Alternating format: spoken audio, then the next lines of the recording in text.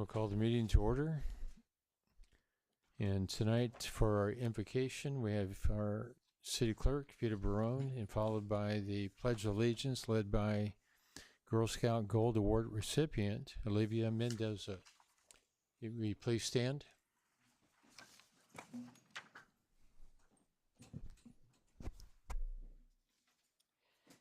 Let us take this moment in awareness of our Creator and pray for your guidance and direction. We humbly ask you to light the path toward wisdom, understanding, strength, and patience as the Council deliberates on behalf of our community this evening. We offer grateful thanks for your presence at this meeting. Amen. Amen.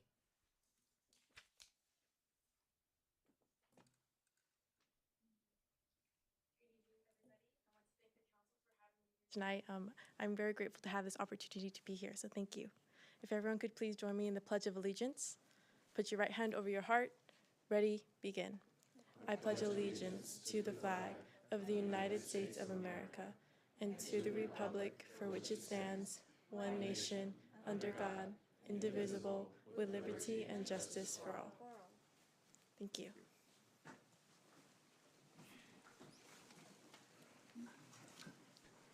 And Olivia, thank you very much. And Vita, you too. Tonight under presentations, and if council, and we do need to do a roll call first, but thank you. Thank you, Honorable Mayor and members of the City Council. Council and Agency Members Johnson. Present. Council Agency Member Vo. Present. Council Agency Member Yokoyama. Here. Mayor Pro Tem and Vice Chair Solanki. Present. Mayor and Chair Barros. Present. If council doesn't mind, we do have a speaker tonight that he has other important things to work on, and that we have our executive director from the Gateway City Council of Governments. If I can let you come up to the podium and speak first. All right. Haven't seen that at any other city. Okay, it's not quite tall enough though. Good evening. Thank you for the opportunity to come and introduce myself in this capacity. Mayor Barros and I served on the COG many years ago, and I went off and did other things, and now I'm back as the executive director of the Gateway Cities Council of Governments. For the public, we are 27 cities, including Cerritos, and 11 unincorporated areas with over 2 million residents. This is from roughly East LA down to Long Beach. If we were one city, we would be the 5th largest city in America. If we were one state, we would be the 38th largest state in America. But we're just a little piece of LA County. So we're out there, trying to find ways to collectively advance our communities. And our only mission is to improve the quality of life of our residents. And we do that with issues that spill over city lines, such as transportation, environment, housing and homelessness, and economic development. Now, last fall, we added health and wellness as well. So we are not doing anything in health and wellness yet, but we will. So that's what we do. That's what we're focused on. Of course, we have multiple transportation projects that impact the people of Cerritos. We have housing supports that could help out in the city of Cerritos. Economic development, we're bringing a broadband network with state support to all of our cities. We are also focused on workforce development. In fact, on April 12th, for council members and the city manager, we are doing an event at Cerritos College where we're going to convene all of our resources in the workforce development space for the whole COG to have everyone talking to each other, engaging, and then hopefully working together going forward. Those are some of the issues that we do. And environment, of course, with these freeways that we have around here, with the ports that are so nearby, there's a lot of pollution that impacts our communities. And so that's another thing that we are very focused on. And so that's what we do. And we're looking forward to continuing to serve your constituents that are our constituents. And so if there's ever anything, I'm just over in Paramount, and please reach out. Happy to answer any questions if you have any. Hector, I do have one. When the COG first started, I was involved before it became, the COG legally. We used to have 11 industry clusters, and it dropped down to around 2. Is that still about the same number? We don't have clusters anymore. We just have it under the umbrella of economic development. And we do a lot of, we identify parcels. It's a live service that we have of industrial and commercial real estate within the COG. And so companies that are interested in coming into the region on a real-time basis can know a parcel, what city it's in, how big the parcel is, what it's zoned for, et cetera, et cetera, et cetera. So that is something that we provide. In terms of efforts within specific industries, the only one that comes to mind is goods movement because of the ports, the warehousing that's associated with it, the whole industrial. thing. But again, we're kind of re-envisioning the economic development and really focusing on the workforce development. Because if we upskill our workers, our residents, they're going to make more money. They're going to stay, hopefully, in our communities, and that can be a driver for economic development. And then on the broadband initiative is also another one that could support any industry, right? Having high-speed broadband in our communities can help everyone, residents, businesses, et cetera. And so, and hopefully save money to the cities on that. As we saw in the South Bay COG that's already done it, had significant savings in the cities, all of the cities' internet costs. So that's something that we're doing right now. I hope that answered your question a little bit. No, it does. It's, the interesting part about the COG and the surprising thing is it started out primarily on transportation. And all the cities got together, made a list of all the projects that need to be done for all the cities. And the surprising thing is working with our public works departments throughout all the cities, they came up and put a priority list on it. And it wasn't just the biggest city, which is Long Beach, saying that we're the big elephant in the room, we want ours number one. They actually came up with a list that I think everybody collectively worked on. And you've been very modest. You've done a lot of great things, being elected to the assembly and doing good work there. The COG, working together has a long history of being very successful in Sacramento and DC. And we used to always be in competition with the San Gabriel COG as the two main council governments in the whole state.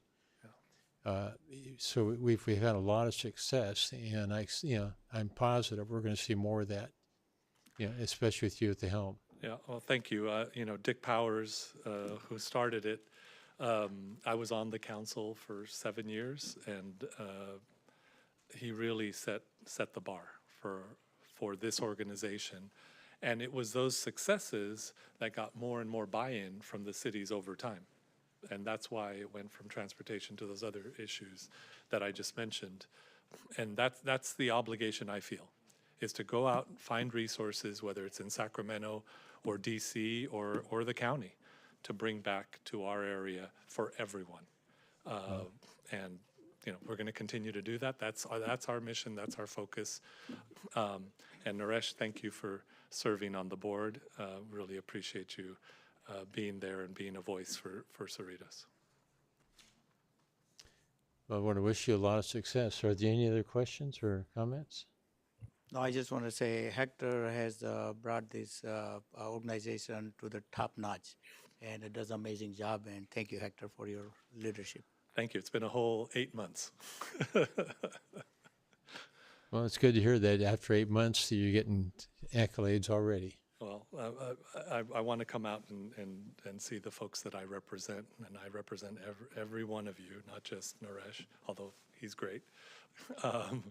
I'm here for all of you. If there's anything that, again, spills over city lines or a special project that you may have, I met with City Manager Lopez, and we had a full conversation about all the needs for Cerritos. We're here for you.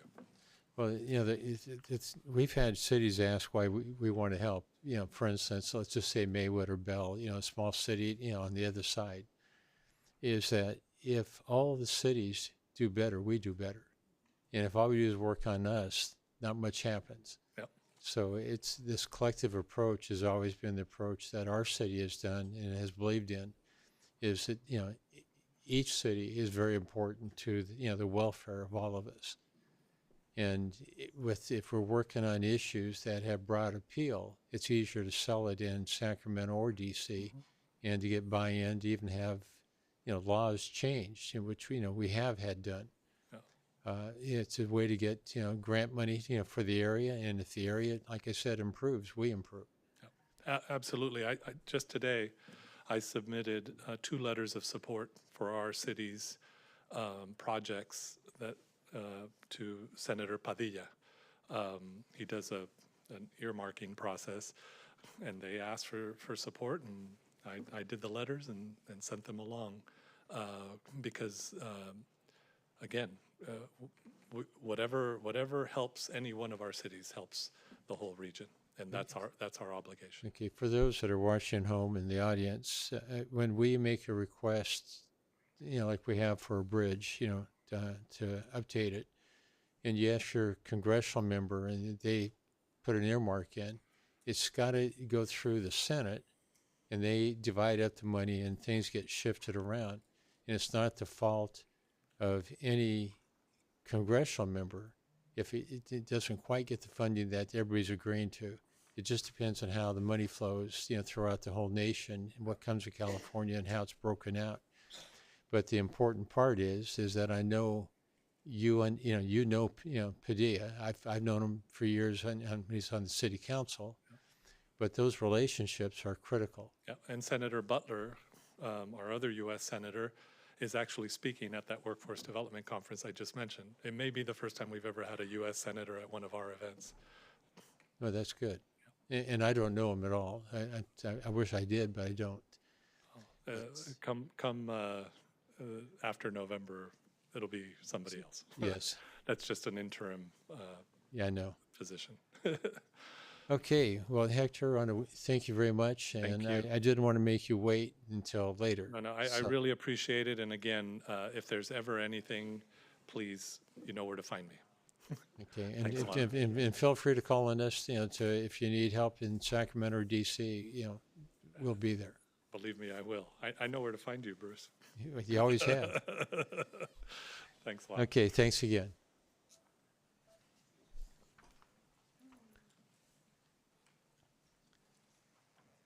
Okay. Next item is our presentations under 5A. We have a business spotlight, which is on Macaroni Grill, and I have them come up in a minute. It showcases the program does a local business every month to help foster pride in our city and the thriving business community and the strong local economy that we have. A proclamation will be presented to Macaroni Grill for being selected as part of the city's business recognition program, you know, for this month. Inspired by his strong family roots and the loving warmth of his Italian upbringing, restaurateur Phil Romano wanted to open a restaurant that reminded him of his home, a place where guests could create memories and traditions around a family dinner table with delicious Italian food. This led to the opening of Macaroni Grill, where guests are provided with hospitality and a superior dining experience. Macaroni Grill's mission is to focus on our guest experiences, I should say their guest experiences, and provide excellent customer service, enhancing mealtime service. They offer a wide variety, you know, for lunch and also dinner menus, including daily offerings of appetizers, salads, sandwiches, and desserts. Their specialty is fresh pastry dishes, and they recently launched a create your own pasta option, for their patrons. They also offer chicken, beef, seafood entrees, as well as children's menus with spaghetti, pizza, and chicken strips. Daily lunch and dinner specialties are also available. By the way, they opened in Cerritos in 2008, and in 2023, they celebrated their 15 years of operating here in our town center. They're located at 12875 Town Center Drive here in Cerritos, just very close to here. The phone number for those listening at home or rewatching this is 562-916-7222. And their website is www.macaronigrill.com, and they're open Sunday through Thursday, 11 a.m. to 9 p.m., and Friday and Saturday from 11 a.m. to 10 p.m. If I can ask the representative from Macaroni Grill to meet me over here.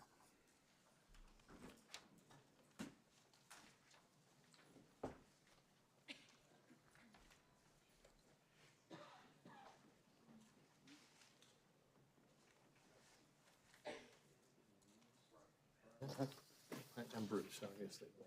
Let me get.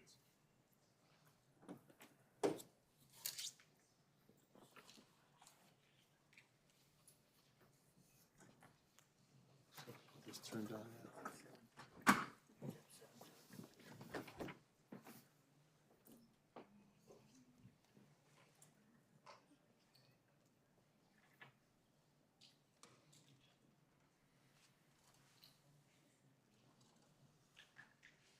I never had problems with this. Yeah.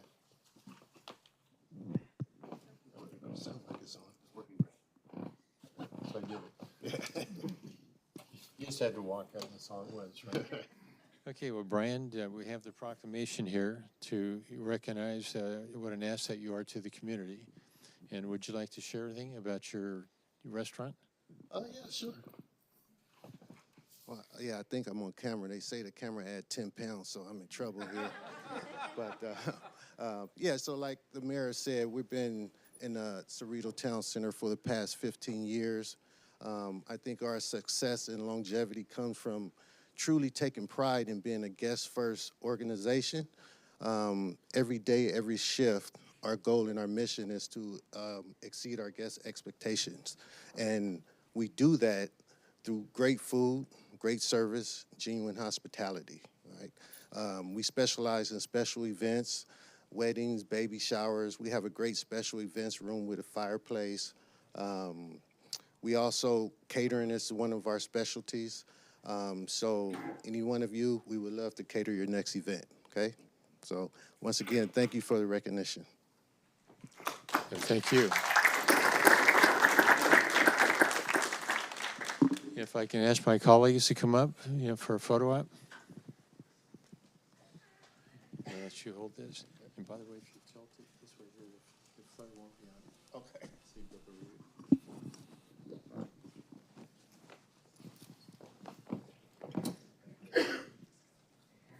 Three photos. Ready? 1, 2, 3. 1, 2, 3. One more. 1, 2, 3. Yeah. Okay. Brian, Thank you, sir. Appreciate Good luck it. for the next year for you. Yeah, thank you. Thank you. Thank you. Thank you. Thank you.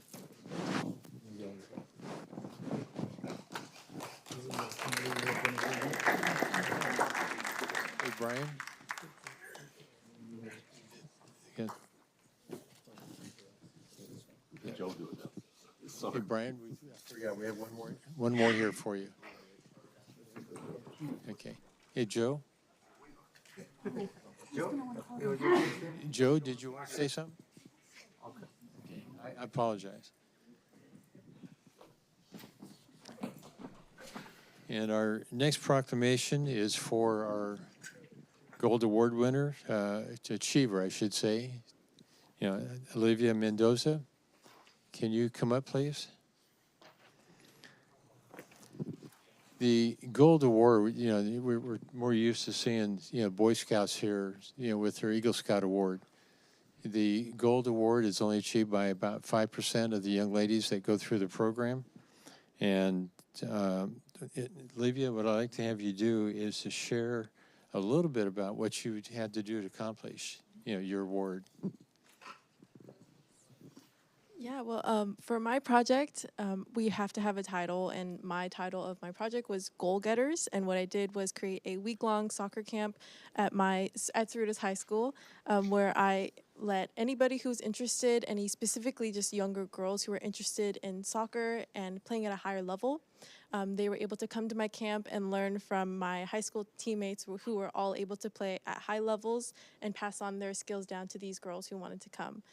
It was a free camp, and I wanted to make sure that that was emphasized, as I have been part of a high level of soccer and played on a team that costs a lot of money. Sorry, parents.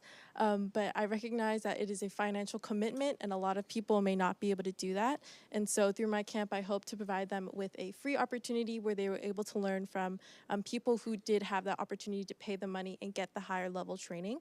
And through my camp, I was able to get over 30 girls who came, and it was such a great time. And after 80 hours of work and just a lot of communicating and a lot of prep, we were able to make it through, and I was able to get this award. So, yeah.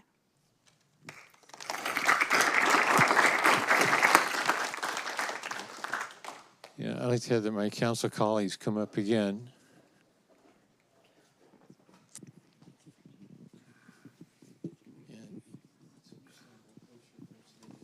Behind you. And on behalf of the city of Cerritos, I'd like to present with you with this proclamation for your achievements and to wish you much success in the future. Three photos again. Ready? 1, 2, 3. 1, 2, 3. One more. 1, 2, 3. Okay, don't go away, Joe. We have our representative from our Assemblywoman. And the parents are here. Yeah. Parents. We'll have them come up for a photo just in a second. Can you give me that one? I'm a senior this year. Here you go. Well, I've been with the assembly member since 2012, and so that's about a long time ago. This is the first time I ever present a gold award for Girl Scout. I've done many for Boy Scout, Eagle Scout, but this is the first. So that means, as Mayor mentioned, only 5%, very rare. And we are so lucky to have her in the city of Cerritos and ABC Unified School District. Congratulations.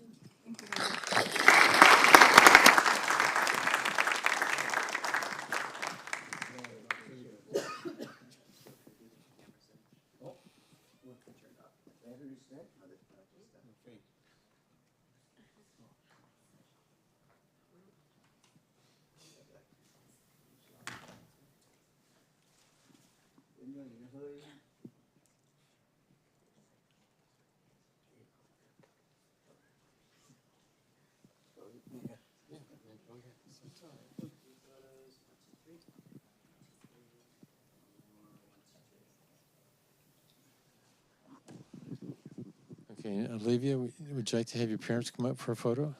I think they like that. Can you introduce them? Oh, yes. You want me to hold this for Oh, you? sorry. Yes, thank you very much. Yeah, so my parents are here tonight. My father, Jesse Mendoza, and my mother, Sandra Mendoza. They actually went to Gar High School and met there.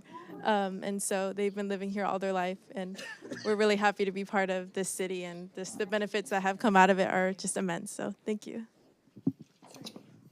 And Nice her to brother is meet an you. Eagle Scout. It's nice to meet you.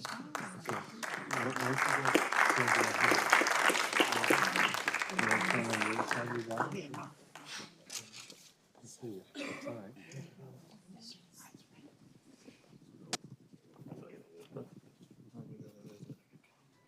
Three more photos. Ready? 1, 2, 3. 1, 2, 3. One more. 1, 2, 3.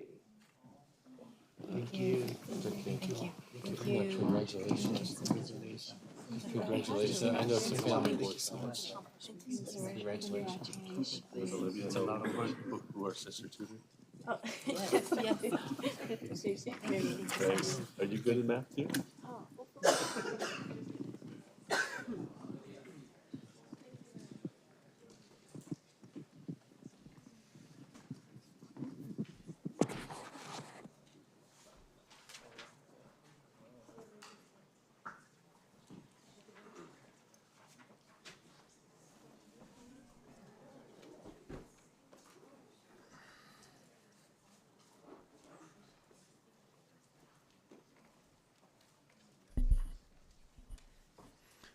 And next item is 5C. Do we have any appointments tonight?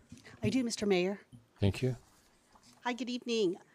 I just want to share that recently my appointee Joel Elau, who's actually here in the audience tonight with his daughter Asia, resigned from Let Freedom Ring Committee due to work conflicts. And I'd just like to thank him for his service and dedication to our residents and community. Joel will be formally recognized by the council at a future council meeting. But tonight I'd like to fill his spot and appoint Rosa Peters to the Let Freedom Ring Committee. Rosa has been an active Cerritos resident for 20 years. She is currently on the ABC Unified Strategic Planning Advisory Committee and is an active member of several Cerritos clubs and organizations. Rosa is a devoted Christian, and she is joined here tonight by her husband, her supportive husband, Steve Peters, along with her 3 sons, Sean, Luke, and Matthew Peters. Rosa is thankful for being a resident of Cerritos and loves our city for its cultural diversity. I do want to acknowledge my appointees that came here tonight to acknowledge Rosa, and my commissioners are Ileana Prado from Parks and Recreation and CJ Villaluna from Fine Arts and Historical Commission. Thank you for coming out to support Rosa on this appointment. I have such an awesome team. They all serve with the utmost dignity, integrity, and with grace. So at this time, I'd like to respectfully ask my council colleagues to affirm Rosa Peters' appointment to the Let Freedom Ring Committee. Is that your motion? That's my motion. Okay. I'll go ahead and second that. Thank you. And then, Mayor, it would be appropriate to open public comments prior to the final voting. Okay, we'll open public comments at this point. And the public comments would be limited to this item, item 5C. Okay, seeing none. We'll go ahead and close public comments and move. You have the motion. Is there any questions or comments? Okay, we'll then have a vote on this item. And the motion passes with a vote of 5-0. Okay, thank you. Congratulations. Thank you. And I believe she is ready to take her oath of office this evening, along with her family by her side. And if we can welcome committee member Rosa Peters to please come to the presentations area along with her family if she would like. Go stand there. Okay, I'll just stand up.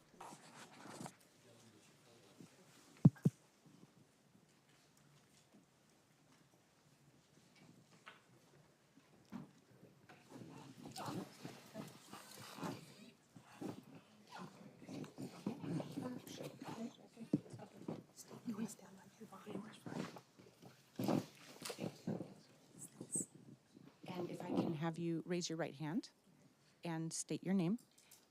Rosa Peters. That you do solemnly swear that you will support and defend the Constitution of the United States and the Constitution of the State of California against all enemies, foreign and domestic, that you will bear true faith and allegiance to the Constitution of the United States and the Constitution of the State of California, and that you take this obligation freely without any mental reservation or purpose of evasion, and that you will well and faithfully discharge the duties upon which you are about to enter. Yes. Congratulations and welcome. Thank you. Okay, we'll take a photo. Go ahead. We'll take the family first.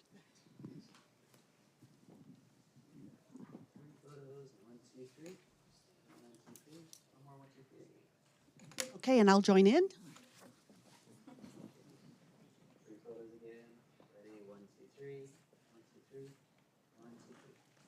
And quickly, I'd like my 2 commissioners to come up, Ileana Prado and CJ Villaluna. And then I would also ask my colleagues to join in too, later, after. No.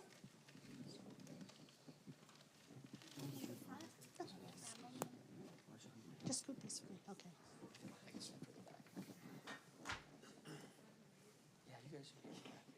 Rosa, yeah, Rosa, go for it. There you go. Come on, Steve. Okay.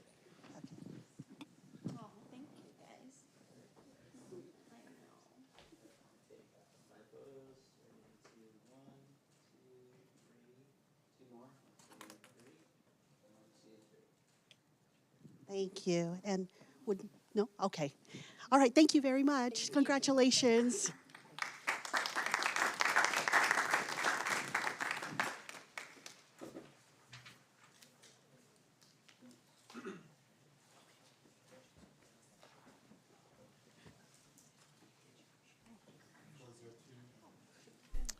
Before we move to the next item, I'd like to remind all attendees in the audience to be respectful during the meeting and that state law and our local rules of decorum do not support the use of profanity, hateful speech, or conduct during our meetings that unlawfully disrupts, disturbs, or impedes in the orderly discussion and consideration of the city's business. Please be advised that we may order a recess in the event that there is profanity, hateful speech, or conduct that unlawfully disrupts the orderly conducting of our meeting. In any unlawful disruption of the council's meeting continues after being given a warning by the mayor, myself.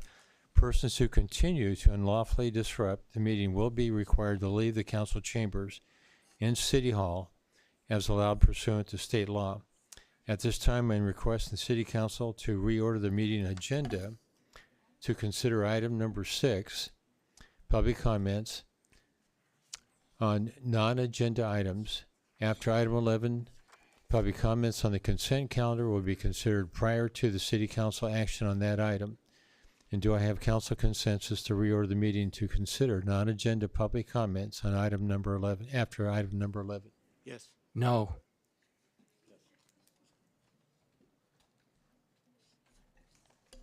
Okay, we have consensus. We will then move on to our consent calendar. And Mayor, it would be appropriate to take Public comments. on Okay. consent calendar item only. So this is item number 7. Okay, my first question is is there any questions on any of the items on the consent calendar by council? No. Seeing none, we'll go ahead and open public comments. And I have no speakers listed. Is there anyone that wants to address us on any item on number 7? It's just the items in the consent calendar. Seeing none, we'll go ahead and close. Look to a motion by the council. Move to approve. Second. Okay, it's been moved and seconded to approve the consent calendar. May we have the vote? Thank you. And the motion passes by a vote of 5-0.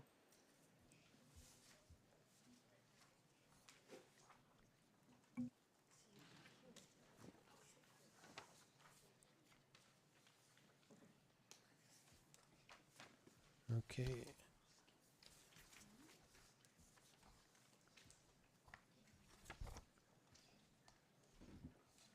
And we do not have any public hearing items, correct? Okay. May we move on to 9A, which is a review and provisions of our art and public places item. Good evening, Mayor, members of the City Council. Item 9A comes at the direction of the City Council to review various items related to the city's Art and Public Places program. The presentation this evening will be given by Assistant City Manager Kathy Matsumoto, and following her presentation, she and I would be happy to answer any questions. Thank you, Mr. City Manager. Mayor and members of the City Council, staff is presenting to you tonight 2 items that were requested previously by the City Council to review several sections of the Arts and Public Places Ordinance. The Arts and Public Places Ordinance was established in the year 2000 for the overall quality of life in the city through the visual arts that could be placed in the community for the enjoyment and enrichment of our residents, business community, and visitors. To support the program, the City Council adopted the Arts and Public Places fee to provide funding for this program. Commercial and industrial projects with a building valuation of over $250,000 that are either new construction or renovated are required to contribute 1% of the valuation to the Arts and Public Places Trust Fund. Residential projects consisting of 4 or more units are also subject to the art fee at the same rate. The maximum contribution is $450,000 to the fund. The developer can also choose to install an art piece of equal value to satisfy this requirement.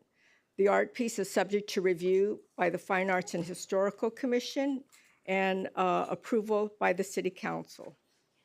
Over the years, the city has accepted approximately $2.4 million in art contributions, which are restricted and can only be used for the purchase of new art pieces and the maintenance of existing pieces. Over the years, the city has assembled an enviable collection of art pieces and continues to expand the collection for the benefit of the community. Currently, the city has approximately 30 art pieces in our collection. At the direction of the City Council, staff did complete a survey through the League of California Cities listserv process. This was to analyze what other communities throughout the state are imposing as an art and public places fees. 28 cities responded, and almost all cities, 24 of the 28, had a baseline contribution of 1%. A few had a tiered system with lower or higher or both within the tier. Also, thresholds as to when the contribution would be effective ranged from $50,000 to $3 million. However, 10 of the 28 cities required the contribution to be effective at the $500,000 level.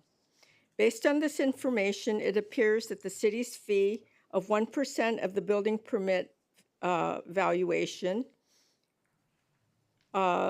is slightly below the average, but within an industry standard. The second component of this staff report is a discussion on the location of art. Previously, the question was asked about the definition of public place as it relates to the placement of artwork. Public place is defined as an exterior area on public or private property within the city of Cerritos, which is easily accessible or clearly visible to the general public from an adjacent public property, such as a street or other public thoroughfare or sidewalk. This definition does not specifically address the placement of public artwork within the interior of buildings. However, since the intent of the Arts and Public Places Ordinance is to reflect diverse styles of art and allow for durable creations of varying materials, including paintings, glass, and ceramics, it would not be feasible for outdoor placement of these pieces, and indoor placement is preferable. This is occurring in the Cerritos Library, City Hall, and also the CCPA. But a clarification may be warranted to specifically address when public art can be placed within a municipal building. These buildings are typically clearly visible to the general public from an adjacent public property, such as the street or a sidewalk, or any interior on public property, which is regularly open during business hours and generally accessible to the public. This would also apply to some privately owned buildings. However, this may be not consistent with the current legislative intent of the program and make it very difficult to place and enforce in most situations. Under current definitions, interior placement of public art in privately owned buildings would require substantive amendments as well as determination what properties could qualify that would be easily accessible to the general public, be visible from an adjacent private property, and also open to the general public during business hours. Should the council wish to pursue an amendment to Chapter 2294 of the Cerritos Municipal Code relating to the Arts and Public Places Program. A development code amendment would need to be processed, subject to Planning Commission review and approval prior to the council approval. The City Council may also wish to have the Fine Arts and Historical Commission review subject information, though this is not required. Staff recommends that the City Council review and discuss the information contained in the agenda report and direct staff as to what the City Council preference is regarding contribution thresholds, contribution percentages, and the definition of public places. This concludes the information I have tonight, and Mr. Lopez, Mr. Erke, and I will be happy to answer any questions that you have. Thank you. Thank you, Kathy, for the report. Are there any questions? Seeing none, we'll go ahead and open to public comments. And I do want to just point out that public comments will be limited to 3 minutes, for each public comments section that we do address tonight. And we have Sam Desai.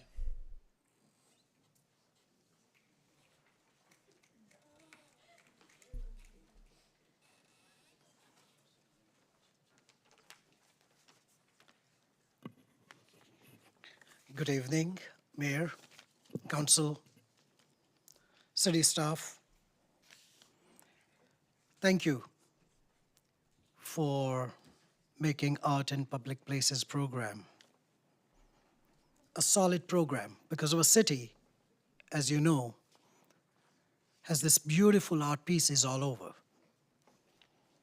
Now, over last month, I had visited a couple of committees, Commission Safety Committee, Arts and Historical Arts and Public Places, was constantly being spoken, and what we realize is there has been an increase in vandalism and theft. And that is being targeted towards these art pieces. When on 3/21 Fine Arts and Historical Commission meeting, the assistant manager mentioned that one of the art pieces was missing and the Gandhi statue was dismembered and was removed and placed in storage. She asked commissioners to watch out for missing statues around the city and report any such incidences. Thank you so much for doing that.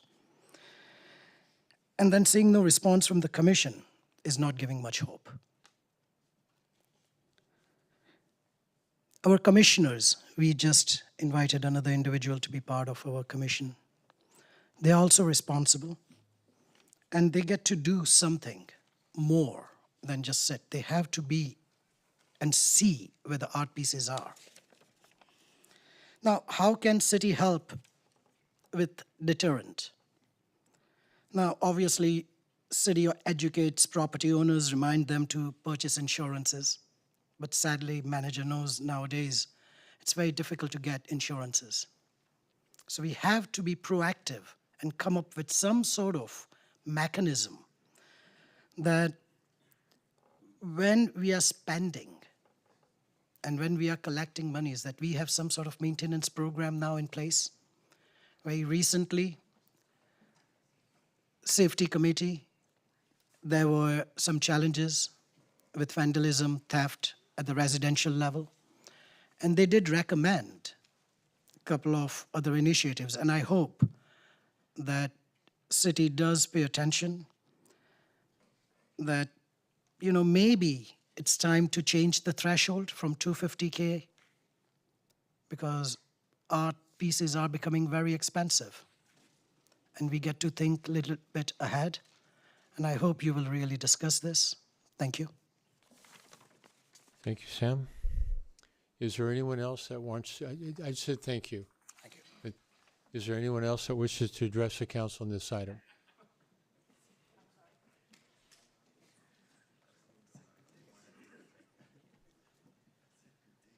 Okay, I don't. Good evening, Council. Kees van der Linden, here since 1971. I'd like to have a little talk about our safety. We had a great meeting that was conducted by and attended by Council Vo and our captain regarding the issue of neighborhood watch. I think it was very informative. It happened over at Regional Park. Okay, Case, this is only on art and public places. Okay, I'll skip that then. Thank you. Okay, but you're welcome to come back. I'm getting really confused the way you guys call things, okay? Okay, thank you. Is there anyone else that wishes to address us on art and public places? Seeing none, we'll close public comments and look to council for comments and then ultimately a motion. Could I please ask a question for clarification? What are the art pieces that are in the library that were provided by the Art in Public Places program? What are the quantity, how many, and what are they? The art that is in the library was purchased and installed as part of the project, the capital project. So none of the Arts and Public Places funds have been used to purchase the artwork. Okay, so the city of Cerritos used city money, general funds maybe, to buy the art That is that's correct. in the library. It was mostly redevelopment money. I believe remember at correctly. that time it was general fund money because Okay, I don't then think we I'll used stand corrected. redevelopment money for the library. And that's why this report is suggesting to amend the Art in Public Places program to allow for the art provided by future art funded by the Art in Public Places program to pay for art that's put into the library, for example. Correct? That's what staff is proposing to us. That could be. Okay, thank you.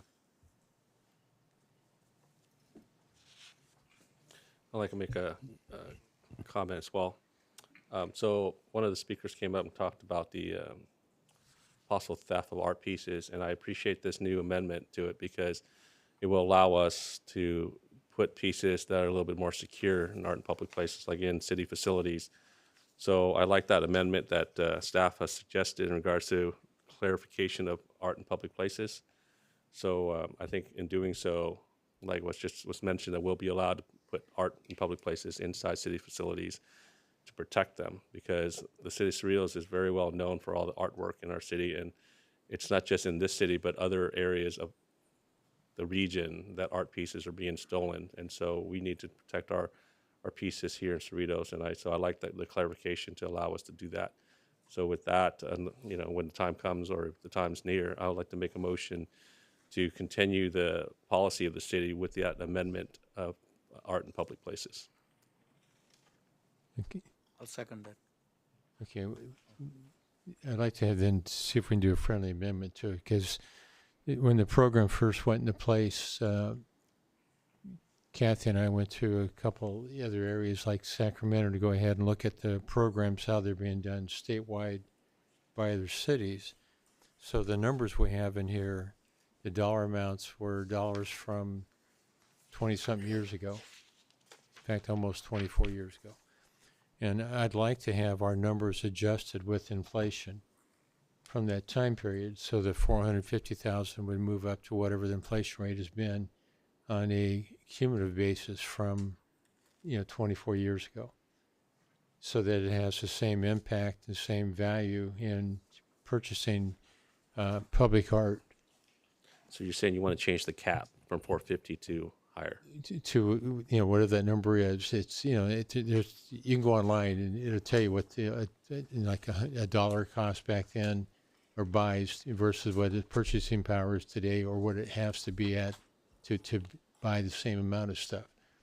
So and I'd like to also have it then automatically be adjusted for inflation, so that we don't have to come back year after year or try and play catch up. because as everything's changing, this isn't. So our purchasing power has been decreased, greatly, since then.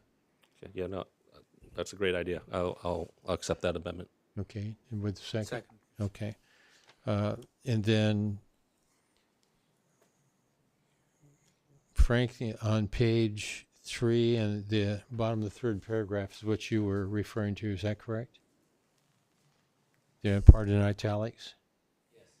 Okay, and so I guess my question is that also included what staff is asking for? Yeah. Okay. Is there any other questions or comments or suggestions? Okay, seeing none, well, there's been a motion and a second. And Bill, would you want to repeat your understanding of the motion? Thank you, Mayor and members of the council. Just to confirm, I think there are two components of it, with the motion, which would be to bring back a proposed amendment to Chapter 22.94, amending the definition as proposed on page 3 of the report that was the underlined in italics, that would amend the definition of public place.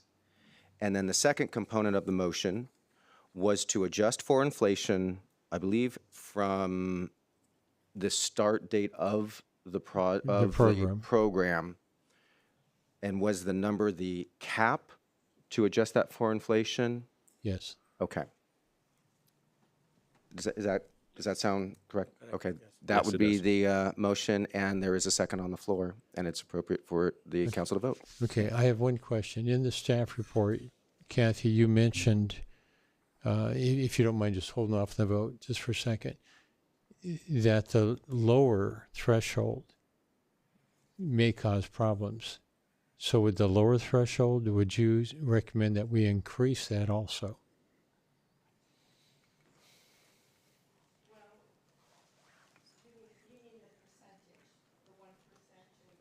No, the 1% stay the same. I think you have like 250,000. Oh, the 250,000? Yeah, are you saying that should be recommended to be increased also? You would, if you lowered the threshold to maybe 100,000, you would get No, I'm additional saying, contributions to the fund, but they would be small. no, I'm saying that the 250, if it stays at 250, Stays at 250. it becomes a lower threshold as time goes on, all by itself. My question is should that, in your opinion, be increased also to keep it, basically the same threshold in today's values versus back when it started? I would think it would be better just to keep it where it is. Yeah. Okay. I'd like to just keep it at 250 and then just Okay. I adjust think the it's value a high fair to 450. amount. Okay, Bill, then as you read, what you read is what we're going to be voting on then, correct? Correct. Okay. I think that your thought process, Bruce, of increasing the contribution threshold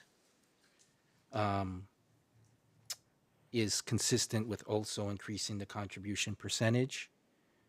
You wanted to increase the 450,000, right? Yeah, just the limits. Yeah. The actual percentage of 1%. There at the time Kathy and I went to Sacramento, there was so a your 2%. thought process for that, meanwhile, these small developers that are looking to invest in a city, 250,000 is different today than it was years ago when this was put into place.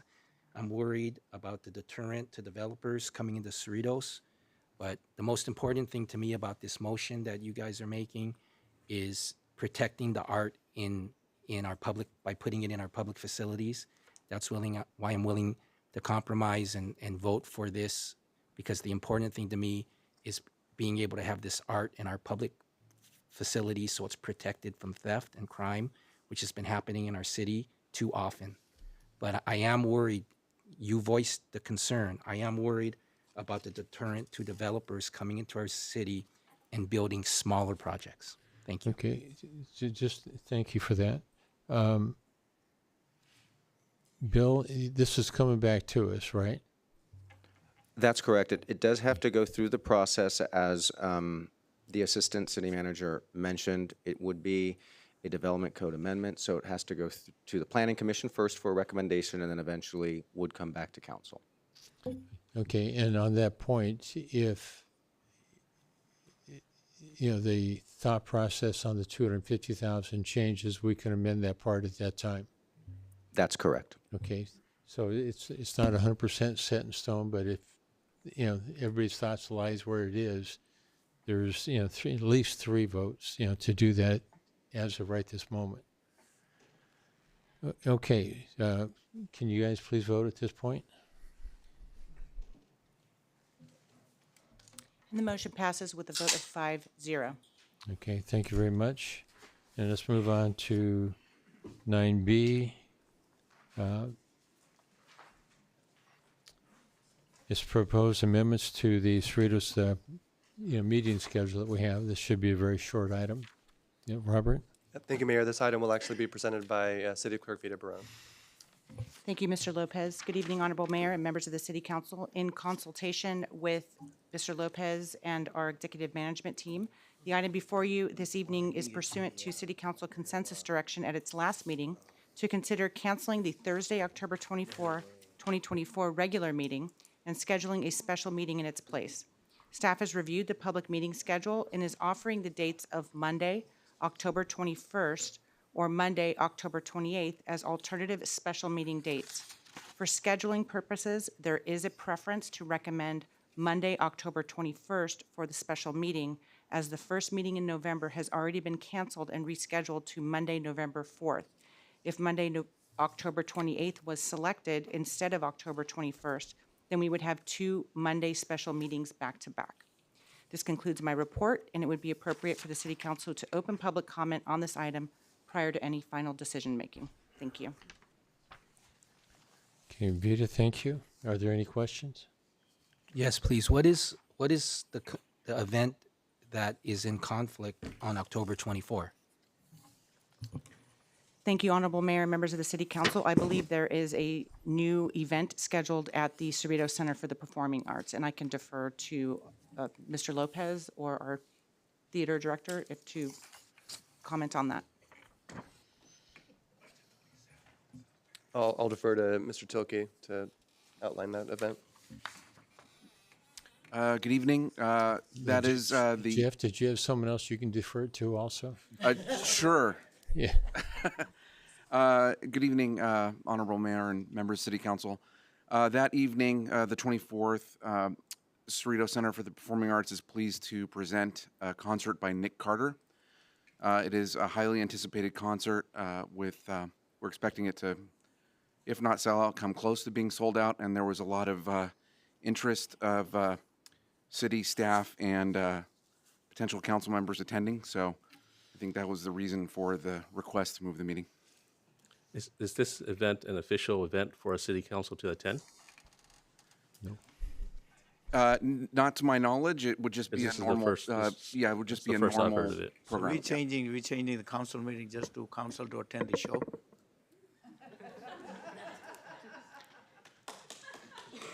So this is the first I'm hearing about it. So I didn't realize that's the case. I was wondering why it's not even the event isn't even mentioned in the agenda report. I would think it should be transparent and disclosed what the event was. But it actually says a city event. So when you say a city event, that's an official event that the council is being invited to. Usually, I mean that's a show. That's a sure. So I'm a little confused that why this is called a city event. And Honorable Mayor, members of the City Council, the error, it's in my shop in that, we put it was a city event, but it's a community event, which would be more accurate, that there would be an alternate community event going on at a city facility that evening. So we're going to have staff rearrange everything and change everything because of a concert. That's what I'm hearing. Is that? I think this is a unique situation because of the caliber of the event, that there's much anticipated attendance by city staff. And we rely on city staff to support us in our meetings, but we also want to make sure that when such a unique event such as this does come to the Cerritos Center for the Performing Arts, that we're able to also accommodate them to enjoy what we have as a presentation at the center. So my question is, how did this even came to the agenda item? It was brought forward last meeting. Yeah, It's it was consensus. during the Yeah, I last two remember. meetings. So- It was a consensus So item. suddenly, just because of there's an event, we're going to But, change the meeting? but I remember during the consensus, we weren't told why either. It was Yeah. just, there was a conflict. So now we're finding out what the conflict is. How often do we have concerts during council meeting nights that, should we just start canceling our council meetings every time there's a concert moving forward, or? Or should we, at our annual reorg and reschedule, that we have to identify theater production shows where we have to change our schedules every time? Is this, I didn't know what the conflict was before. I agreed to, to hear this out, but now I want to know who's going to be attending from staff. Any staff that's here right now? I don't see any staff attending, so you guys can all be here Thursday, that day, right? So I don't see what anyone else attending? I don't, Yeah, I just like to just keep it on October 24th, the meetings. I don't understand. I think I'm not going to be attending. I listen to his music. It's not my type of music, but I understand that he's on tour, and we had as far as I understand, a one-night scenario. That's an opportunity to us, and it looks like it's going to do very well financially for us. Our meetings used to be on a Monday night, and council, I didn't watch Monday Night Football, but they moved it. There's a whole lot of these things that have gone on over the years. We've moved things for some, unusual things because of one or two members. But Bruce, I've been council for 9 years. I have yet to see any council meeting is moved for the show. That's because we haven't had any shows on a Thursday night. This is very unusual. Is that true? Have we never had a show on Thursday nights or during council meeting? Because I remember there was some shows that I thought there were some shows that we couldn't attend, but we attended the council meeting. Yes, thank you for the question. We schedule shows when they are available to us. Some of these artists are very difficult to schedule. We rely mostly on their availability and willingness to do business with the city of Cerritos and the Cerritos Center for the Performing Arts. We schedule shows generally. We try to schedule shows Friday through Sunday generally. We do have events occasionally on other days during the week. There are times where that conflicts with city council meetings. It's happened before. I think in most recent memory is last year during the Christmas tree lighting ceremony and city council meeting. I think we had a concert by Lone Star on a Monday night. So it does happen. We don't have the ability to necessarily pick and choose the exact day, especially with some artists of much bigger caliber, as is Nick Carter. Thank you, Jeff.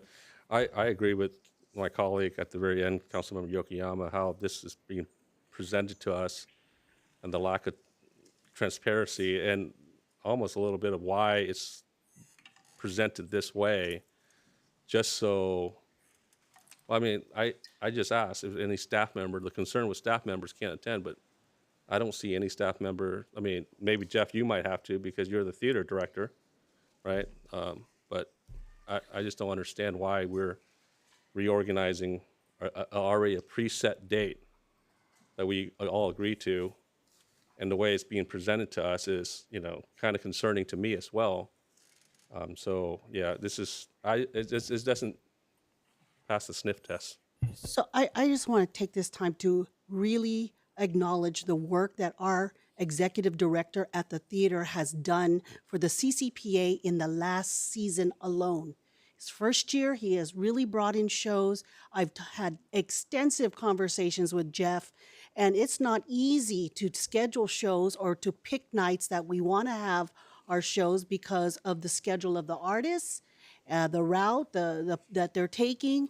And so I just want to say thank you, Jeff, for really bringing to the CCPA a whole level of performances and artists to our city. With that, I know maybe some staff may not want to acknowledge tonight if they are attending, but I believe that maybe they have not purchased a ticket yet because they don't know if they're going to be able to attend based on our current council meeting schedule. But I do recall a few of my colleagues in the past have asked that we move our concert Under the Stars, which are on Thursday nights during the summer. Because again, that is something that this council is not able to participate and to enjoy with our residents because of the conflict with our council meetings. And I don't know if that was ever brought up in this as an item on the agenda, but I mean, certainly moving forward, if parks can work with our council calendar and see if they can do the concerts Under the Stars on a different night than our council meetings, I would fully support that as well, because as a council, we're here to support our residents, our community, our performing arts center. It's no, it's no secret that I am one of the biggest supporters of the Cerritos Center for the Performing Arts, and as well as all our other activities that we have programming with our Parks and Recs department. So yes, this might be unusual to ask for a calendar change. That's why it's being done now, early in the year. That's not until October. And, hopefully council can see the benefit of allowing, some of us or even our staff. Certainly staff's not going to raise their hand right now, but, maybe there are staff members. I've talked to some of them out there and they're very interested in going as well. And like I said, I want to thank Jeff for the wonderful work that he's done. This is a big artist that's coming, and I'd like to support him and support them. We do it. We also accommodate council members that go on to conference. We accommodate them as well. If they have a conflict on a conference, we accommodate. I mean, I think that's what we're doing up here is to help, prepare a schedule that accommodates everybody. So I definitely agree. I definitely agree with my council colleague, Councilmember Johnson, that Jeff Tilke has done a fantastic job as the director of our Cerritos Center for the Performing Arts, the jewel of our city. Thank you so much, Jeff, for everything you're doing. My question was, because in an agenda report like this, it needs to be transparent. If we're gonna the result of this agenda report is to change the city council meeting. It should be clear what we're changing it for. It doesn't say in the agenda report what we're changing it for. If it said it in there, great. And I hear what my council colleagues are saying, and the Cerritos Center for the Performing Arts is so important to what our city is about. I want to support it. And if there's city employees and city staff that might go to the show, if this city council meeting is changed, I want to support that.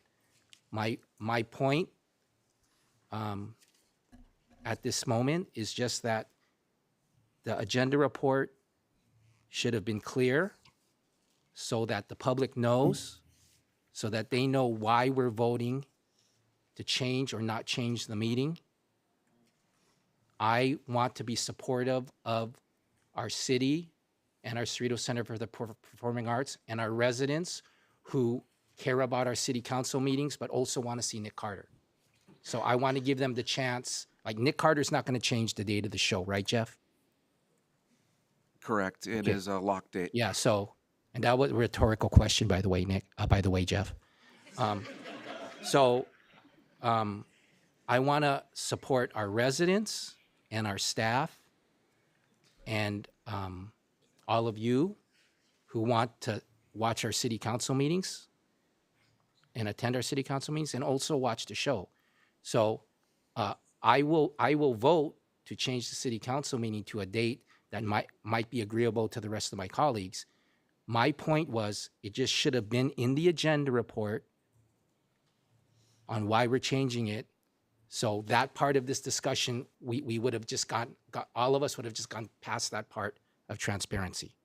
We would have just got to the substance of this agenda report. Should we change the meeting or should we not change the meeting? And everybody in the audience needs to know what's the reasons for changing it. I support the CCPA. I would vote to change the meeting. And I will accommodate my schedule as a council member to do that. Thank you. And I'm not going to the show.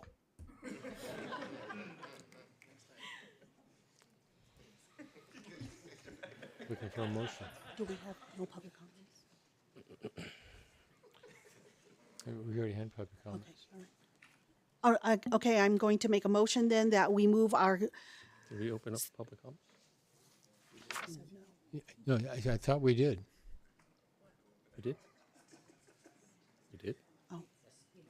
We have not opened public comments yet, Honorable Mayor and members of the City Council, and we do have one registered speaker. Okay, I apologize. Long discussion. Okay, we'll go ahead and open public comments, and then we have one speaker, Monica Tenorio, if I'm saying your name correctly. And this is public comments on item 9B on the agenda. I want to speak on a non-agenda item, so Okay. I didn't know where. Okay, thank you. I have no one else that's listed to address this. Is there anybody else that has interest in making a public comment on moving the meeting date? Okay, seeing no one, we'll go ahead and close public comments. Yeah, this is on this item only.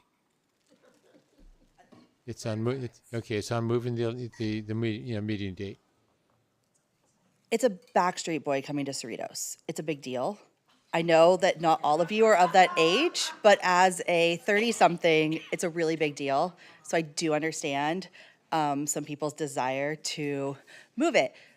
I was Team NSYNC, not Backstreet Boys. It's probably not something I will attend, but I do very much understand the desire of people of my generation to attend. And maybe some of your employees or council members are of that generation as well. So I urge you to realize that it is a big deal, it is a big name, and congrats, City of Cerritos, for getting that big name. Before you go, we do need your name for the record. Do you want me to fill out the thing?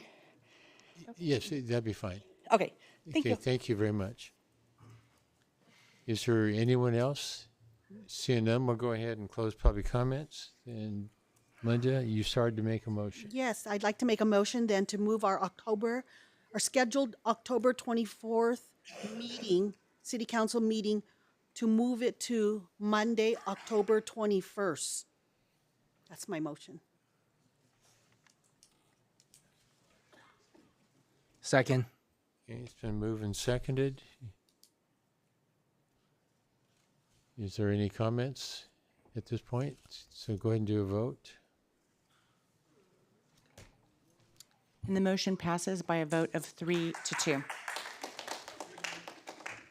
Okay, we'll move on to our next item. It is under item 10A, report on pending legislation.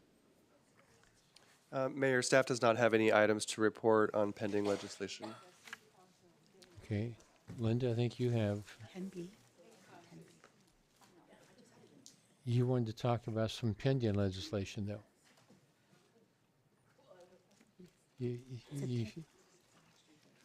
Oh. Okay, and Linda would like to speak on hers under 10B, which is review and consideration to support or oppose specific legislation. Okay. Would it be Yeah, appropriate? go for ahead. Linda? Yeah. Thank you, Mr. Mayor. Last Friday, on March the 22nd, I attended as a member of the committee, the League of California city's Public Safety Committee. There are two bills I'd like to bring up under this agenda item. I think they are of significant importance that impacts our city and our residents.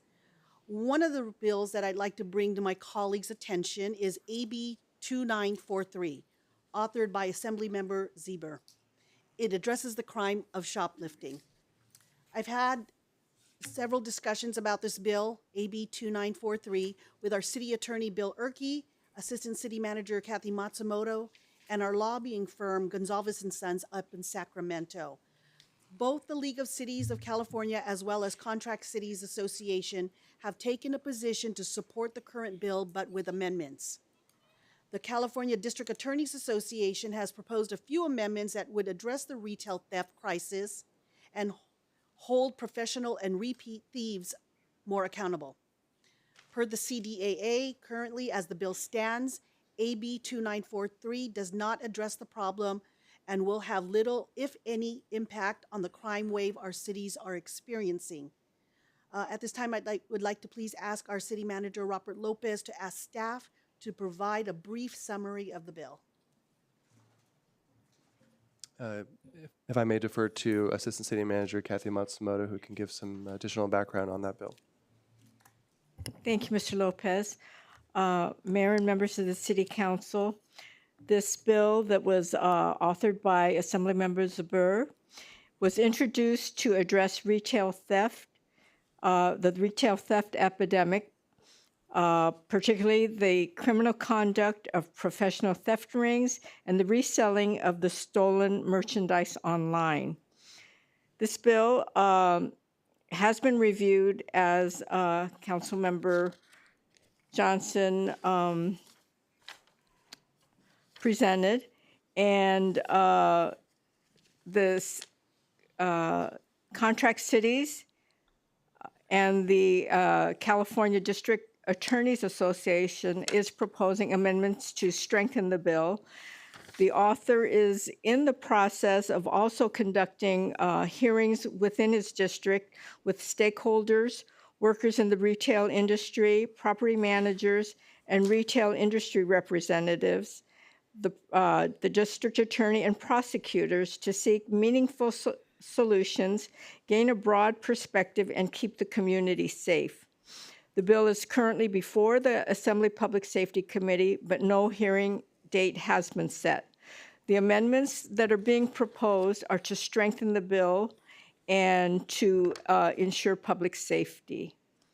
The positions that the organizations are taking are generally in support of the bill, but would like amendments to strengthen the bill to alleviate some of the issues that are happening with in the retail industry with organized crime and the shoplifting, so to speak. One of the things that is being considered is to ask for an aggregation of the thefts if committed against different victims, that they can aggregate the total amount of the bill, of the damage, to make it hit the 950 mark so it can be charged as a felony.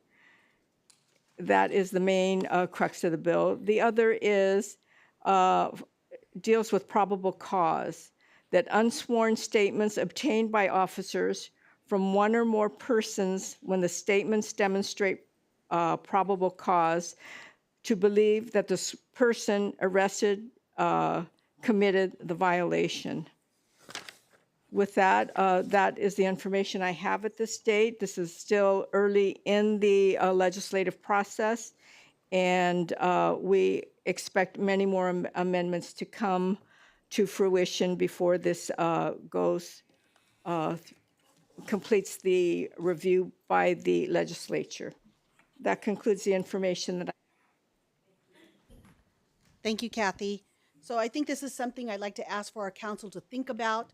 After talking with our lobbyists up in Sacramento, the recommendation is that our city does send a voice to Sacramento as soon as possible before they go on, before they go dark. and that is for us to consider taking a position on AB 2943. As I mentioned, there are two organizations, California League of Cities, also known as Cal Cities, as well as California Contract Cities, that have already taken official position to support unless amended.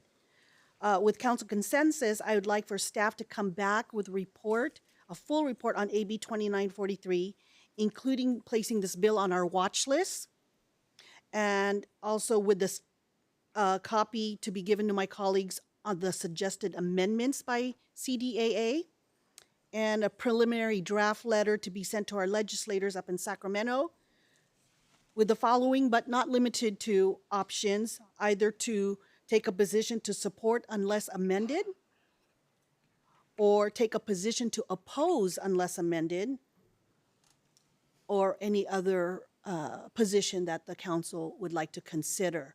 I think here the goal is to have a voice in Sacramento by sending a letter signed by all 5 of us on behalf of the city, especially when organized retail theft is a big concern for our residents and businesses. So that is my motion then. I mean, that is my request for consensus.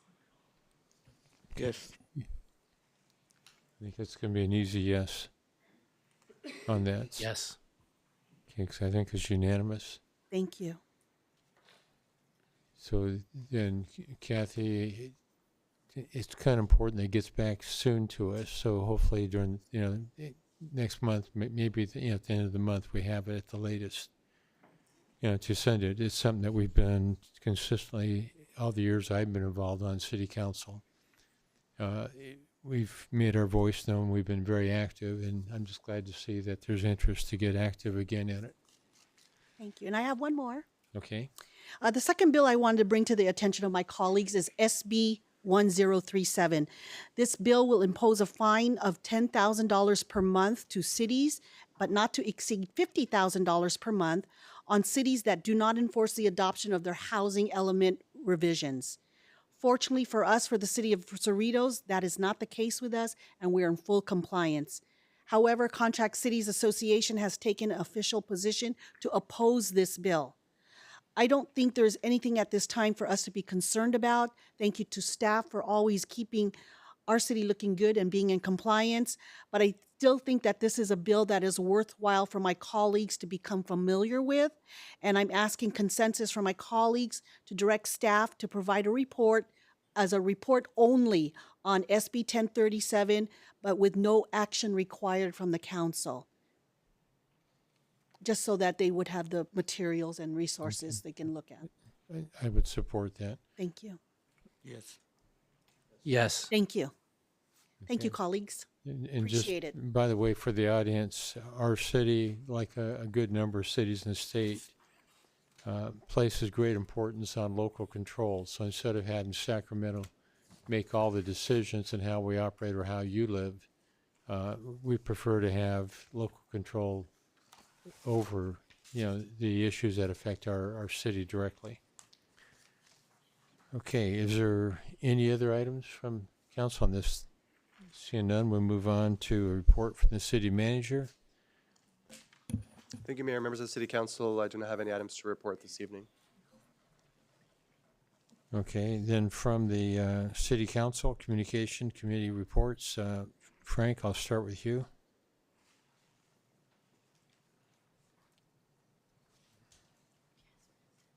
Thank you. On March 15,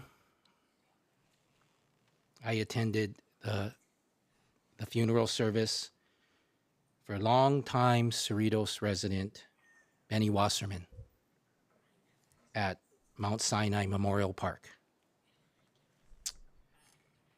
On March 16, I attended the some of the last games of our fantastic youth basketball season. Saturday morning was the little kids, the rookies, playing at Whitney High School, and it was a lot of fun watching the kids have a great time closing out the season. Because we then On Monday, March 18, my colleagues and I attended the Cerritos Youth Basketball Awards night. That Monday night at Gar High School. I want to thank Sherry Titus and the Recreation Services staff for supporting a program that night that recognized Ethan Soriano, who passed away far, far too soon.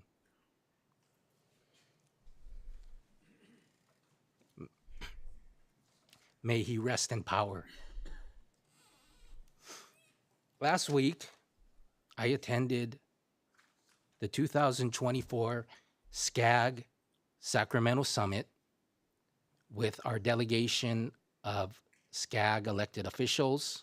SCAG stands for Southern California Association of Governments, 191 cities, 6 counties, almost 19 million residents in the SCAG region.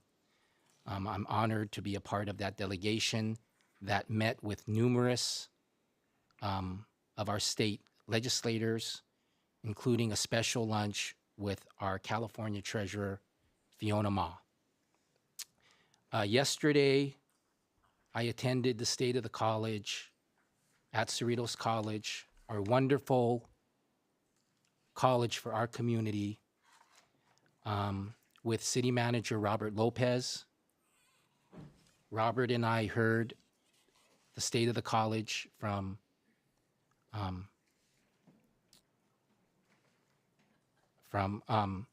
Dr. Fierro. We also heard from Assembly Member Blanca Pacheco, Congress Member Linda Sanchez, and it was a well-attended event with many city officials of the cities that are served by our wonderful Cerritos College.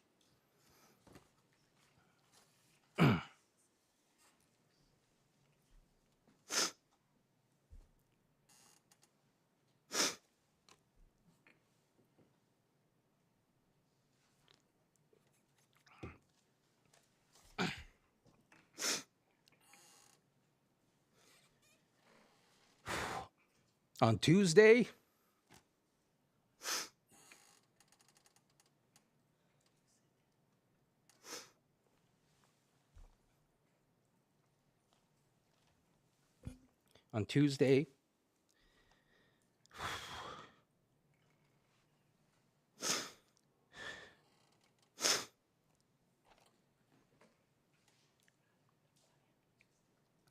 my wife, Wendy's dad, Jong Sup-ha, my kids, Harabaji, my father-in-law, passed away peacefully at Torrance Memorial Medical Center. May he rest in power. Thank you. Our condolences to your family. Linda? Thank you. My condolences to you, Frank, and your family. I know you shared that with me, that he was ill. On March 15th, I attended the performance of Benice at the CCPA. On March 18th, I attended the Youth Basketball Awards Night at Gar High School. On March 20th, I attended the Contract Cities Association outgoing ceremony in Beverly Hills, honoring Dr. Julian Gold, who was recognized for his service this past year as president of the Board of Directors for Contract Cities. On March 21st, I attended a regional drone training in El Toro, which included multi-law enforcement agencies. I got to see a drone presentation and gave me a better understanding for its many uses, including using it for public safety. Thank my colleague Chung Vo for putting that together and inviting me as well. On March 22nd, I attended, like I said, the Cal Cities Public Safety Committee. On March 23rd, I attended the Share Tribute performance at the CCPA. And just last Sunday, I attended Holi, the Festival of Colors. It is a day that signifies the triumph of good over evil. Thank you. Thank you. Chung? Thank you, Mayor. And I'm sorry for your loss, Frank, and my condolences to you, Wendy, and your kids. On that, that's all I'm gonna say. Thank you. Naresh? St. Frank, condolence to you and your family. Just attended one event, the Meritorious Marine on March 16 to presentation of proclamation with mayor. That's all. Thank you.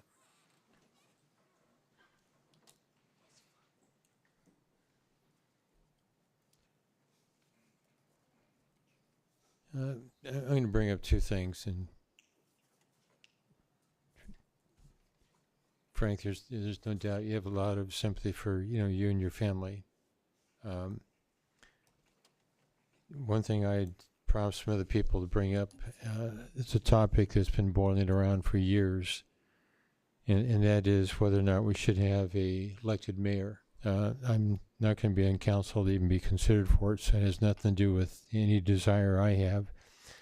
But the issue was to, let the public, have that discussion that we should have a directly elected mayor, and which would require a charter amendment to do so. So it's going to be an up or down vote to make it happen, or to say we don't want it. There's pros and cons for it, but it'd be more important to have a staff report to have council look at it, and we have an item coming for us, in the near future. To have that, joint, so we have two topics, to bring up, considering the charter. If I can get council concurrence to move that forward. Yes. Okay, I think we have concurrence to have that discussion. And then I want to say thank you. This is my last meeting as mayor. I want to thank council for allowing me to serve one last time as mayor. And look forward to, our next mayor, which will be decided on April the 10th. And now we'll move on to the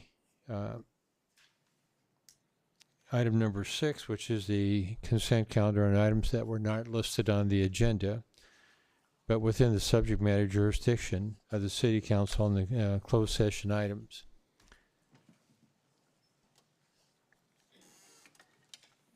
What public speakers are reminded to direct their comments only to the mayor and the City Council. And at this time, we're going to open the floor to in-person public comments. We'll call upon those who have submitted speaker cards through electronically. We'll then call upon those to come forward to the podium once your name has been called. And I want you to remember there's a 3-minute limit per speaker, but there's also a 45-minute overall limit. And with that, I think looking at the number of potential speakers, we could go over the 45 minutes. So what I'm going to ask you to do is that it'd be helpful if you're saying exactly the same thing or almost exactly as someone else, is just to basically say, you're saying the same thing, and cut your time short to allow more speakers to speak so we can hear from more people. And I want you to know that all speakers and their comments will be part of the public record. And at this time, the first person I have on the list is Kees van der Linden. Mr. Mayor, can I please ask a question? Certainly. I brought this I brought this to the attention of the city attorney so that I can know the answer, because for all the time I've been on the city council, I always understood that the time limit was 5 minutes, but I do understand that the presiding officer has discretion on certain things. But I recalled that the city council on an agendized item specifically considered this issue. It was an agendized item with an agenda report in 2019, and the city council specifically considered whether public comment should be 5 minutes or if it should be 3 minutes. And at that night, at that city council meeting with that agenda report, after an agendized item with a public meeting, the city council unanimously voted to keep the meeting time of 5 minutes per public speaker. It was a unanimous decision by the city council, and the city council voted to keep it at 5 minutes and not change it to 3 minutes. And it was unanimous vote by Jim Edwards, Grace Hu, Mark Polito, Frank Yokoyama, and Naresh Solanki. So my question to the city attorney was, if the city council specifically considered in an agendized item whether to have public comment per speaker 5 minutes or 3 minutes, and we unanimously agreed to keep it at 5 minutes, how come we can change it at the discretion of the presiding officer or by consensus without another agendized item to reconsider the matter? That was my question to the city attorney. Okay, Frank, can I just ask for clarification, just one part? To the best of your recollection, was the action to amend the protocol manual? You know, a policy that was set? That was included in the agenda report, which I provided the date of the meeting to the city attorney, that the city council considered the item, discussed it, heard from the public. There were members of the public who specifically spoke out against reducing it to 3 minutes and keeping it at 5 minutes. And then by a motion of Jim Edwards and a second of Grace Hu, the 5 council members agreed to keep it at 5 minutes and not reduce it to 3 minutes. Okay, but And I brought that to his attention, so I don't know what he's going to say. So my question is was that motion to amend any policy that we had? I mean, you know, the practice has always been 5 minutes, all the years I've been on council. But I know that we've had the ability to work between 3 and 5. And there's been times where we allowed speakers to go over it when they had a lot of new material, you know, to bring forward. They weren't repeating themselves. They weren't being argumentative. They were just sharing. So, you know, whoever the mayor is or the council as a whole can amend it to even go longer, you know, when the thing warrants. But Bill, if you can. Just for reference, it was the August 22, 2019 meeting. Okay, thank you. Right, and Corrector, yes, thank you, Councilmember Yokoyama and Mayor, members of the council. I did have an opportunity to talk to Councilmember Yokoyama in the evening, and he did provide me with links to this meeting. This was back, as the council member mentioned, on August of 2019. I wasn't in my role, and Robert was in his role at that time, but I did have a chance to get an opportunity to look at the agenda report that was forwarded to me, as well as the minutes. I also had an opportunity to discuss with the city clerk, because she was here back then, and she did remember when this was brought up. And for reference purposes, the city's protocol manual was already in place. It was adopted back in 2013, and there are provisions in Section 8.09 that had already addressed the issue that provide that speakers addressing the council may be limited to 3 minutes with a maximum of 5 minutes, and then with a total allotted not to exceed 45 minutes. And then the item that was brought before the council in August of 2019 was for review and consideration of those policies related to public business meeting procedures, including the time that would be allocated. According to the minutes, the motion that was moved and seconded was, among other items, to continue with the city's current public public participation time thresholds, which would have been, as I'm reading the minutes, confirmation that what was in the protocol manual then, and as is now, And Mayor, to answer your question, this item did not amend anything in the protocol manual at that time. And with respect to the time thresholds, it confirmed it just to keep it as it was in place at that time. I also know that in general, as the mayor was referencing, there had been 5 minutes allocated, but there was always the ability to have it between the 3 and 5. So thank you for giving me the opportunity to take a look at that, because I know when we were talking, I wasn't familiar with it. I did get a chance to get up to speed on it. And if there are any other questions concerning that, I'm happy to answer them, and I know the city clerk can probably provide some context too. Thank you, and that's the first time I'm hearing his analysis of it, so thank you. Oh, mine too. Thank you. It's a very fair question too. Is there any other questions or comments? Okay, Case, you're the first one up. I'm going to decline to speak. I'll let it for another time. In respect of Frank and his grievances. His grieving, I'm Okay, going to pass. okay. I'll speak up on this some other time, okay? Very good. Thank you. Okay, thank you.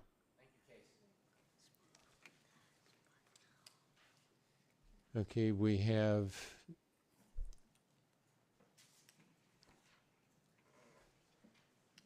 hold on. And by the way, I just ask, we are not televising public comments again, this night.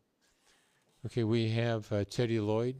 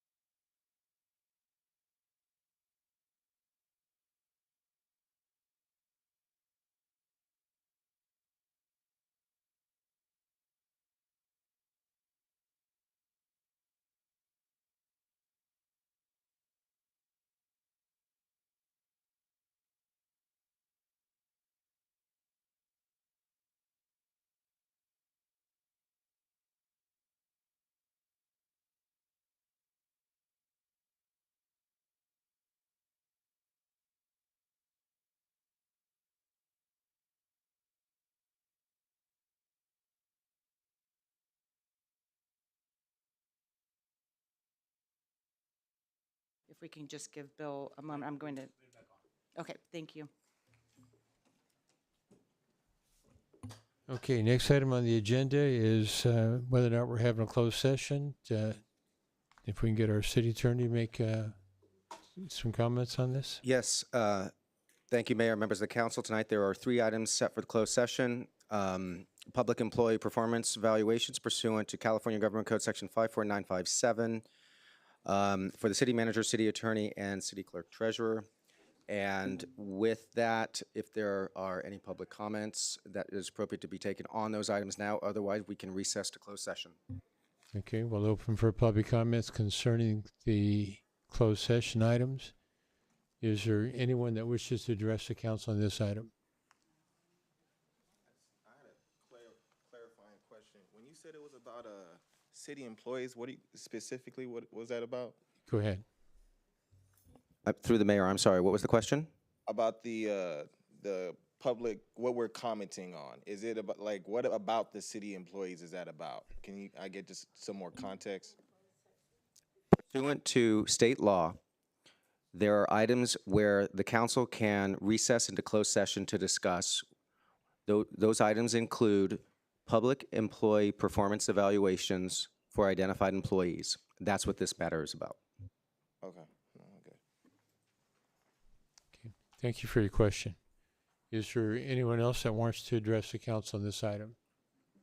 Seeing none, we'll go to closed session and we'll come out and report if there's any action taken. Thank you.